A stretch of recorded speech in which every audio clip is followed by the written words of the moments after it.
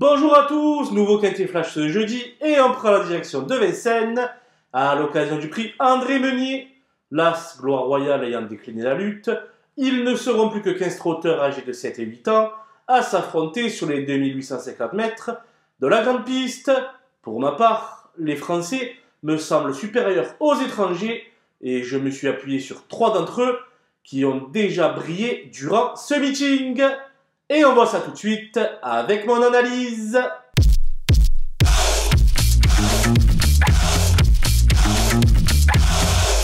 Les bases avec le 16 Ed Scott qui n'a pas quitté le podium lors de ses 5 dernières sorties. En dernier lieu, il s'est imposé en costaud sur le parcours classique de la grande piste. Il fait donc partie des lauréats potentiels. Le 12 Hymne du Gers a déjà vaincu 2 fois sur ce parcours depuis le début de l'hiver. En pleine possession de ses moyens, il s'annonce une nouvelle fois très compétitif pour les premières places. Le 14 Hubble du Vivier tourne autour du pot à l'heure actuelle. Il évolue dans sa catégorie et fait face à un très bel engagement. C'est un bon point d'appui ici. Les opposants avec le 13 Glamour Eagle qui a perdu le bénéfice de sa victoire après enquête le 1er janvier.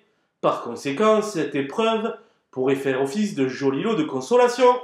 Le 10 Grand Canyon a aligné 3 succès en un mois, série qui a pris fin en dernier lieu lorsqu'il s'est montré fautif dans la descente.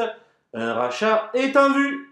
Le 5 MT Oscar vise beaucoup moins haut que lors de sa dernière tentative. Selon moi, il a le profil d'un trouble fait en puissance. Le 9 Happy Pacha vient d'être assez nettement dominé par Hymne du Gers.